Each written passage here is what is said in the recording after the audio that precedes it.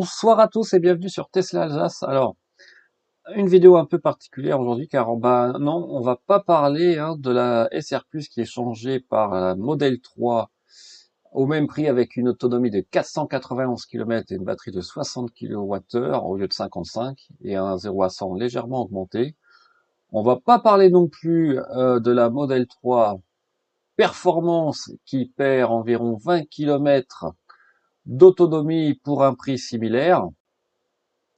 On va pas parler non plus de l'ouverture des superchargeurs Tesla, avec un essai en grandeur nature aux Pays-Bas, avec une nouvelle version d'application qui permet aux voitures non Tesla de se connecter et de charger directement sur les bornes Tesla, qui auront un tarif même préférentiel, je crois, à 24 centimes du kilowattheure s'ils prennent un abonnement mensuel, ou alors on sera plus autour de 57 centimes au kilowattheure.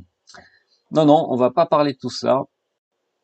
On va pas parler non plus de la complexité quand même pour les autres voitures, pour certaines, de se connecter au superchargeur, puisque ça dépend de l'emplacement de la prise de recharge sur la voiture. Donc là, vous voyez un peu les différentes possibilités. Alors celles qui sont comme la Tesla, c'est plutôt facile. Celles qui ont une prise à l'avant ou à l'avant droit, ça peut être plus compliqué et peut-être que certaines devront utiliser deux places pour pouvoir se brancher correctement. Enfin bon, on verra bien. Non, ce dont on va parler ce soir, c'est de la recharge de mon modèle Y par temps froid, à savoir combien de temps déjà la batterie met pour se préconditionner. Vous allez voir aussi que j'ai utilisé mon téléphone pour préconditionner un peu la batterie avant de rentrer dans la voiture en sortant du travail. Et on va parler aussi du nouveau widget que vous pouvez avoir sur Android avec deux différentes formes, soit rectangulaire, soit carré. Et regardez les types d'informations qui peuvent être un peu utiles, je dois l'admettre, par rapport au panneau déroulant de notification. Alors j'ai noté depuis quelques jours là que ma consommation pour aller au travail ou revenir avait augmenté un petit peu. Et donc ce que j'ai fait aujourd'hui, c'est qu'avant de retourner la voiture, j'ai mis le chauffage pour avoir 21 degrés quand j'arrive dans la voiture, et vous voyez qu'en haut, il y a les petites icônes rouges, et on voyait aussi la lumière rouge dans la voiture, ce qui signifie que la voiture chauffe, entre guillemets, réchauffe la bidac, mais aussi que la batterie est réchauffée, et donc est préconditionnée. Et vous avez en plus maintenant, une fois que la température est atteinte dans la voiture, cette notification, que ce soit sur Android ou sur iPhone, qui est bien pratique, qui vous dit que votre habitacle est à présent à la température ambiante. Alors, il faisait pas très froid, honnêtement. Il devait faire 12, 13 degrés, mais n'empêche que vous voyez, pendant quelques minutes, la batterie a été préconditionnée.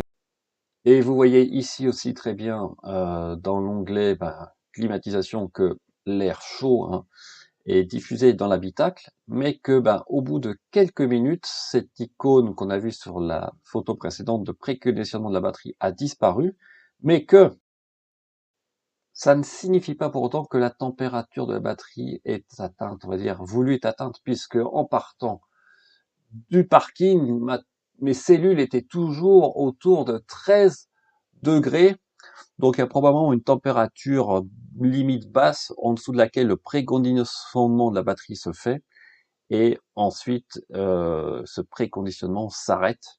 En tout cas, vous voyez que là, la température de batterie n'avait pas atteint 20 ou même 25 degrés avant que j'arrive, bien évidemment, puisque j'ai reconditionné la batterie très peu de temps avant d'arriver à la voiture.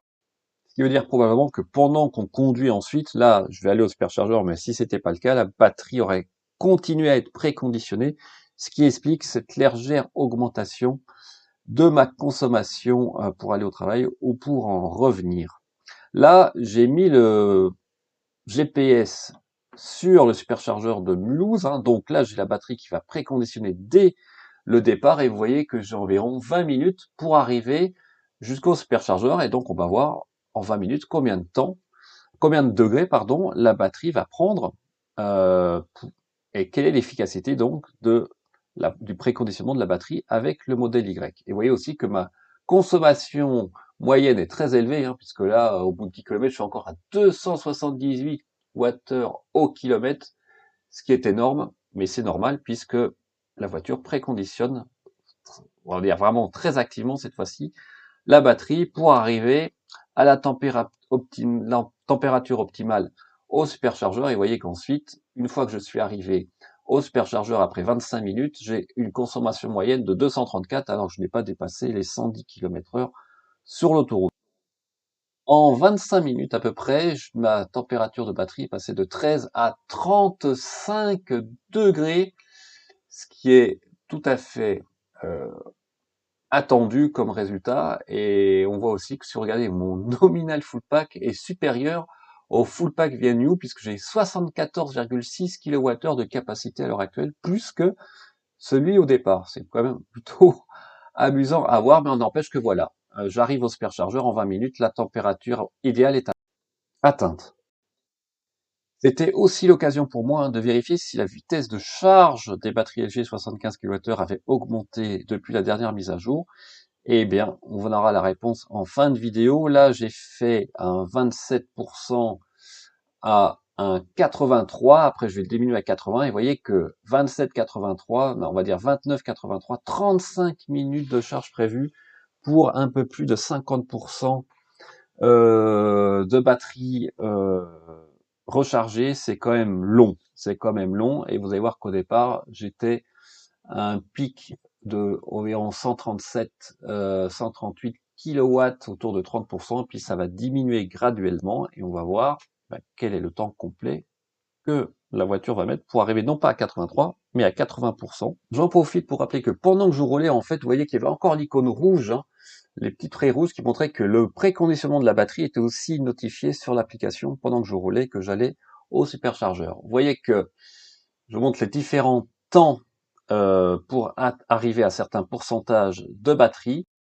Ici, je m'amuse à descendre à 80% sur l'application la limite de charge. C'est pas évident hein, sur l'écran de la voiture pour vraiment être à pile à 80. Et vous voyez que le temps de charge va diminuer un peu. Et par rapport aux versions de software précédentes, il n'y a pas de miracle. À 50%, on est toujours à 90 kW de puissance de charge, ce qui est similaire à mes simulations précédentes, alors qu'avec les batteries Panasonic d'ancienne génération, si je peux dire, de 2019, on était autour de 120 kW facile. Et il me reste 20 minutes encore pour passer de 52 à 80%. Et à 65% de charge, pour arriver à 80, il me reste encore 15 minutes. Vous voyez que la vitesse de charge n'est plus que de 65 kW. Alors, en attendant, si je puis dire, la température de la batterie a évidemment augmenté. Vous voyez que à 40% de charge, je suis déjà entre 42 et 43,5 degrés de température de batterie, alors que j'étais à 35 au départ. Et puis, quand je suis à 76% de charge, la batterie atteint plus de 52 degrés. Et il faut encore quelques degrés de plus pour entendre les ventilateurs euh, se mettre en marche. Alors, il y a à la fois la puissance de charge qui fait chauffer les cellules, puis aussi la voiture qui continue hein, à préchauffer, si je puis dire, les cellules pendant un certain temps pour obtenir une température idéale de chauffe pour limiter la dégradation de batterie. Alors si on revient au widget, ça a quand même son utilité puisque maintenant, sans dérouler le panneau de notification, vous pouvez avoir le temps qui reste avant la fin de la charge, même si elle n'est pas définie sur l'écran. Vous voyez, il restait 4 minutes. Et par contre, si j'ouvre l'appli, ouais, il va me mettre 5 minutes avant d'arriver à 80%. Et alors, il y a une petite astuce aussi, c'est qu'en bas du widget, si vous appuyez sur le petit temps le compteur, on va dire, vous remettez à zéro le compteur et vous pouvez avoir des nouvelles informations fraîches, entre guillemets, en temps réel, a priori, même si ça n'a pas l'air de marcher super bien. Mais le côté négatif de ce widget, c'est que oui, vous pouvez vérifier où vous en êtes dans la charge, combien de temps il vous reste avant que la charge soit finie, mais autrement, vous avez que si la voiture est fermée ou si le mode sentinelle est activé, ainsi que le lieu où est garée la voiture. Sachant que le lieu n'apparaît que quand la voiture n'est pas en charge, et si vous appuyez sur le cadenas ou sur le mode sentinelle, ça ne va pas désactiver le mode sentinelle ou fermer la voiture, ça va ouvrir l'application. Donc, ça a quand même une fonctionnalité limitée, mais en temps de charge, c'est quand même pratique. Et puis, ça pouvait permettre de vérifier aussi, de visu rapidement, si la voiture est fermée ou pas et si le mode sentinelle est actif. Vous pouvez toujours aller dans le panneau de notification en déroulant l'onglet de Tesla pour avoir 3 actions, ou alors l'onglet de Tesla Advanced Notification. Moi, j'ai comme ça 6 actions différentes depuis le panneau déroulant sans devoir aller à ouvrir l'application Tesla. C'est quand même très pratique. Alors, pour résumer, en fait, j'ai mis 28 minutes plus précisément pour passer de 29 à 80%, soit 51% de batterie reprise, si je puis dire. Donc, moins que les 35 prévus par la voiture, mais j'ai toujours une courbe de charge vraiment typique des batteries LG, c'est-à-dire qu'à savoir au départ, j'ai une vitesse de charge très correcte, mais qui diminue dès le départ, graduellement, progressivement, alors qu'avec les anciennes batteries Panasonic ou même les nouvelles, vous gardez un pic de charge beaucoup plus longtemps, au moins 5 minutes, on va dire, et donc vous gagnez quand même du temps sur une charge complète. J'entends par charge complète une charge typique sur un superchargeur, on va dire un 20-80 ou un 10-80. Voilà, écoutez, j'espère que cette petite vidéo vous a plu. Vous avez vu, on a parlé beaucoup de la nouvelle Model 3 ou du partage des superchargeurs à venir, mais bon, on en parlera plus tard. Et il y a de toute façon pour en parler, et d'autres collègues youtubeurs se sont déjà fait le plaisir de vous faire un résumé très complet de la situation. Sur ce, je vous souhaite une très bonne soirée, une très bonne fin de semaine, et on se dit à très bientôt sur Tesla Zas. Ciao.